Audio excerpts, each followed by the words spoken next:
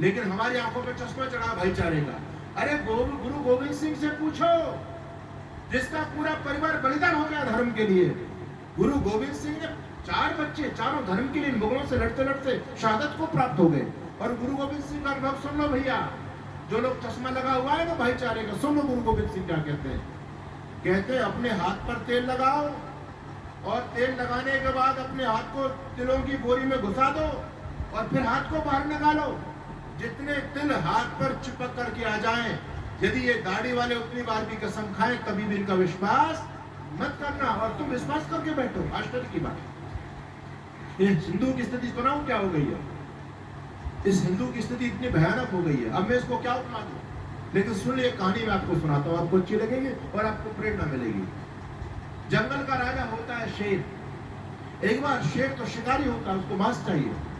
शेर को लगी भूख, और शेर को कोई जीव जंतु नहीं मिला। शेर ने लोमड़ी को अपने पास में बनाया। लोमड़ी सबसे धूर्त होती है ना, और जंगल में सबसे भोला भाला प्राणी कौन होता है जी? कौन होता बोलो? है? हाँ, गधा होता है, ठीक है। जंगल में सबसे भोला भाला प्राणी गधा, और सबसे शातिर दिमाग की लोमड़ी होती है। शेर ने लोमड़ी से कहा, लोमड़ी इधर आ, या तो मेरे लिए भोजन की व्यवस्था करनी, तो आज मैं तुझे खा जाऊंगा। अब लोमड़ी बड़ी चालाक, लोमड़ी ने सोचा अब तो मेरे जीवन पर संकट आ गया, अब क्या किया जाए, तो मुझे मार के खा जाएगा। अब लोमड़ी ने किसी को बेवकूफ बनाने के लिए कौन मिल सकता है? लोमड़ी सीधी गधे के पास गई, और लोमड़ी ने गधे को कहा, देख गधा भैया, तू बहुत दिन बोझ ढोते ढोते मत चला, लेकिन आज तेरे जीवन में सौभाग्य का दिन आया है। आज मैं तुझे जंगल का राजा बनवा सकती हूँ। गधे ने कहा, तू मुझे बेवकूफ समझती है, मैं गधा तो हूँ पर इतना बड़ा गधा भी नहीं, मैं जंगल का राजा कैसे बन सकता हूँ? जंगल का राजा तो शेर होता है। लोमड़ी कहती है, हाँ हाँ, अब तक जंगल का राजा शेर होता था, लेकिन आज शेर ने घोषणा कर दी है कि मैं बूढ़ा हो चला हूँ, आज से मैं राजपाट छोड़ रहा हूँ। अब तू जिसको लेकर के आएगी मैं उसी को राजा घोषित कर दूंगा। भैया चल, मैं तुझे राजा बनवा करके लेके आती हूँ। ये गधा बेचारा भोला भाला सीधा साधा उस धूर्त लोमड़ी की बातों में आ गया, और ये राजा बनने के लिए शेर के पास चल दिया। अब शेर को कौन सा राजा बनाना था? शेर तो भूखा बैठा था माताओं बहनों। जैसे गधा सामने आया, शेर ने एकदम हमला किया गधा पर, और गधा मंजर को एकदम समझ गया। गधा ने दुलत्ती फेंकी और अपना बुरी तरह से चिल्लाया, और जब गधा चिल्लाता है तो उसकी चिल्लाने में बड़ी ताकत लगती है, बहुत तेजी से चिल्लाता है। शेर भी थोड़ा सा सहम गया, बोले ये कौन सा प्राणी आ गया भैया, और गधा भगा बुरी तरह से अपनी दुलत्ती उड़ाते उड़ाते, और बंधु गधा बच तो गया, लेकिन जैसे झड़प हुई थी तो शेर ने गधे के कान काट लिए। अब शेर ने जब गधे के कान काट लिए तो गधे के कानों से खून बह रहा है, और गधा बककर के जैसे तैसे अपने जो है ना ठिकाने पर पहुंच गया। गधा ने भगवान का शुक्रिया किया कि प्रभु आज तो बच गया, तेरी बड़ी कृपा रही, आज तुम्हें मारा जाता। ये लोमड़ी बड़ी धूर्त है, मुझे बहका करके लेके गई। थोड़ी देर में लोमड़ी फिर गधे के पास में आ गई, और कहने लगी, गधे तू भग करके क्यों आया वहां से? गधा गुस्सा में बोले, तू बेवकूफ, मुझे पागल समझती है क्या? मैं इतनी भी बुद्धि मेरे पास में नहीं है, तू मुझे मरवाने के लिए लेकर के गई। लोमड़ी कहती है, मैं मरवाने के लिए लेके नहीं गई, मैं तुझे राजा बनाना चाहती थी। गधे ने कहा, लोमड़ी मेरे में इतनी बुद्धि है, मैं इतना गधा भी नहीं हूं, मैं समझता हूँ, तू मुझे पागल बना रही है। अगर मान ला मैंने तेरी बात मानी में गया, शेर मुझे राजा बनाना चाहता था, तो शेर ने मेरे कान क्यों काटे? लोमड़ी ने कहा, तू बिल्कुल गधा ही है बीबी। अरे बेवकूफ, एक बात तो सोच, जब तुझे शेर जंगल का राजा बनाएगा तो तेरे सिर पर अपना मुकुट रखेगा या नहीं रखेगा? और तेरे मुकुट तेरे सिर पे रखेगा तो तेरे कान आड़े आते मुकुट पहनने में, इसलिए पहले शेर ने तेरे कान काटे, तू परेशान होकर के भाग गया। अब गधा बेचारा गधा, इसकी बात में थोड़ा दम लगा लोमड़ी की बात में। गधा ने कहा, हाँ ये बात तो कुछ सही कह रही है। लोमड़ी ने कहा, अभी भी मौका, चल मेरे साथ, अभी भी मौका है। अब गधा इसकी बात में फिर आ गया, और माता बहनों फिर दोबारा चल दिया। अब लोमड़ी तो बार बार फंसा के ला रही थी उसको। अब की बार शेर ने फिर हमला किया, और फिर हमला किया तो गधा भगा, लेकिन भगते भगते शेर के मुंह में गधे की पूंछ आ गई, और गधा ने भी ताकत लगाई, शेर ने भी ताकत लगाई, अपनी तरफ खींचना चाहा, लेकिन गधा भाग गया और गधे की पूंछ पाट ली शेर ने, और गधे की पूंछ शेर के मुंह में, गधा भाग गया। अब पीछे से भी खून बह रहा है, पहले कान से भी खून बह रहा है। जैसे तैसे गधा अपने अपने ठिकाने पर आया, और अब की बार तो बहुत ज्यादा खपा था, लोमड़ी को गालियां दे रहा था। बोली ये बड़ी नालायक है, और मैं इसके जाल में फंस गया, आज तो मर गया हो, तो भगवान तूने मुझे बचा दिया। माता बहनों थोड़ी देर बाद लोमड़ी फिर आ गई इसके पास में, कहती अरे बेवकूफ, तू फिर भग करके आ गया, कितना जीवन में गोल्डन चांस तेरे जीवन में आया, तुझे राजा बनवाना मैं चाहती हूँ, और तू बार बार भाग करके आ रहा है। अब की बार गधा ने कहा भाग जा मेरे आंखों के सामने से, तू क्या है मैं समझ गया, तू बड़ी धूप है, तू बड़ी जाहिल है। गधे ने 4 इसको सुनाई, लेकिन लोमड़ी शांत रही। लोमड़ी कहती भाई गधा भैया तू मेरी बात पर यकीन कर, मैं तुझे राजा बनाना चाहती हूँ और तू भाग जाता है बार बार। गधे ने कहा सुन, मैंने तेरी पहली बात पर विश्वास किया, तूने कहा कि शेर जब राजा बनाता तो मुकुट पहनाता, इसलिए तेरे कान काट लिए, मेरी बात को समझ में आ गई, मैं दोबारा भी चला गया, लेकिन दोबारा में शेर ने मेरी पूंछ फाड़ ली, ये क्यों फाड़ी बता मुझे। तो लोमड़ी ने कहा गधा तू बिल्कुल मूर्ख ही है, अरे भले आदमी जब तू जंगल का राजा बनेगा, शेर तुझे सिंहासन पर बिठाएगा तो तेरी पूंछ आड़े नहीं आएगी क्या, सिंहासन पर बैठने में दिक्कत करेगी, इसलिए शेर ने तेरी पूंछ हटाई। तू बेकार की शेर को गाली दे रहा है, मुझे गाली दे रहा है। अब गधा बेचारा सीधा साधा भोला भाला बात और मैं उसकी बात में फिरा गया। लोमड़ी का चल अभी भी मौका है।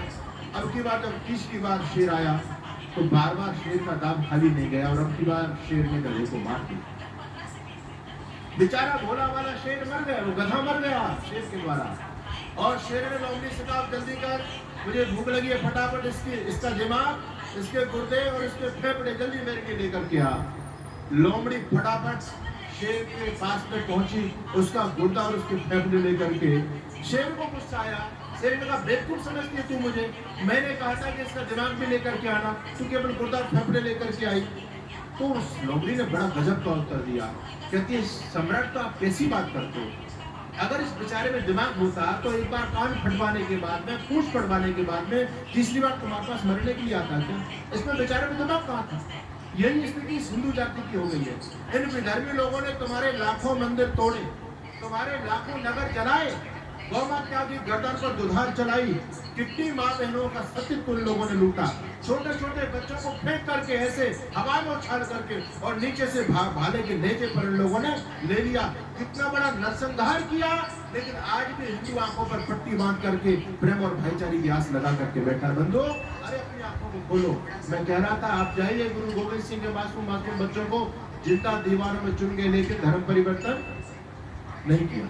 बालवीर हकीकत राय को क्या बोला था हकीकत राय से, मदरसे में उस समय बच्चे पढ़ते थे, देखो उनकी मानसिकता बता रहा हूं मैं आपको। मदरसे में जब बच्चे पढ़ते थे तो उन्होंने हमारी माता सीता के लिए अपशब्दों का प्रयोग किया। हकीकत राय ने कोई गाली नहीं दी थी, हकीकत राय ने यही कहा था कि जो शब्द तुम मेरी माँ सीता के लिए प्रयोग कर रहे हो, इन्हीं शब्दों को यदि मैं फातिमा के लिए प्रयोग करने लग जाऊं तो तुमको कैसा लगेगा। बस इतना सुनना था। ये कहते काफिर तेरी इतनी हिम्मत, तू सोच कैसे सकता है कि ये शब्द मेरी फातिमा के लिए प्रयोग कैसे कर सकता है, अरे तूने सोच कैसे लिया। इतनी बात पर भवंडर मचा दिया स्कूल के अंदर, मदरसे के अंदर। मौलवी आया, क्लास का अध्यापक, बोले क्या बात है, बोले साहब इसने अपने फातिमा के बारे में अपशब्दों का प्रयोग किया है। हकीकत कहता मैंने कोई अपशब्दों का प्रयोग नहीं किया, इन्होंने पहले मेरी माँ सीता के बारे में गलत बोला और मैंने ये बोला है कि तुम मेरी सीता के बारे में ऐसा बोलते हो, यदि मैं भी तुम्हारी फातिमा के बारे में ऐसा बोलने लग जाऊं तो तुमको कैसा लगेगा। मौलवी भी लाल पीला हो जाता है, काफिर के लड़के तेरी इतनी हिम्मत, तू कैसे सोच सकता है फातिमा के बारे में ऐसा, इस दुष्ट को फांसी पर लटकाया जाए, इसको मार दिया जाए।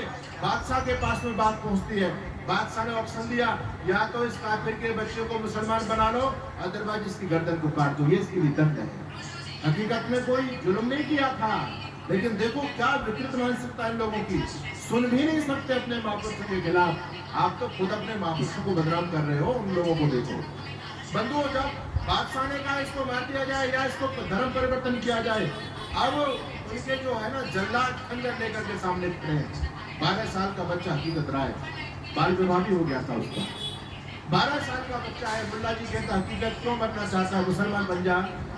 हकीकत कहते मुसलमान नहीं बनूंगा, खंजर से उड़ा दो चाहे मेरी बोटी बोटी को, पर दूंगा नहीं चोटी को, मैं दूंगा नहीं चोटी को, मरना मंजूर है, मुसलमान नहीं बनूंगा। मुल्ला जी कहता है बन जा, तेरा क्या जाता है मुसलमान बनने में, चोटी तो कटानी है।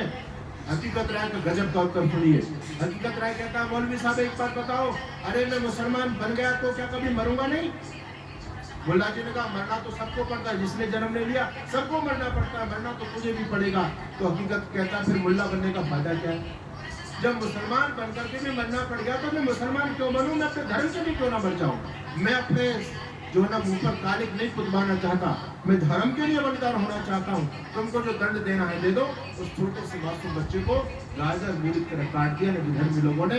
मैं बात आपके सामने कर रहा था, वो छोटे छोटे बच्चे मर गए, कोई दीवारों में चिन गए, किसी को काट दिया, लेकिन धर्म परिवर्तन नहीं किया। इन विधर्मी लोगों ने सोचा, बात को ध्यान से सुना।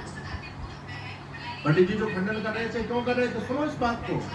इन विधर्मी लोगों ने सोचा कि ऐसे काफिरों को कब तक तलवार से काटते रहेंगे, ये तो मरने के लिए चले जाते हैं, प्राणों का मोह नहीं है, बूढ़ा हो चाहे बच्चा हो, मरने के लिए सामने खड़ा है, धर्म परिवर्तन नहीं करता। भैया हम मांगते क्या, चोटी के बाल मांगते हैं, यज्ञोपवीत के 3 धागे मांगते हैं, लेकिन मर जाते हैं, मरने के लिए चले जाते हैं, चोटी नहीं कटाते। क्या किया जाए, कब तक तलवारों से काटते रहेंगे। इन लोगों ने सोचा कुछ ऐसा काम करो जिससे ये लोग अपने आप ही अपनी चोटी और जनेऊ कटा दें। इन लोगों ने जब स्टडी की तो उन्होंने जाना कि भैया ये भारत के बच्चे अपने पूर्वजों के पुण्य प्रतापी जीवन को पढ़ते से जुड़े हुए हैं, अपनी संस्कृति से जुड़े हुए हैं। तो उन लोगों ने क्या काम किया, उन्होंने आपके धर्म ग्रंथों पर हमला बोला। बात समझ आ रही है आपके, उन्होंने आपके धर्म ग्रंथों पर हमला बोला।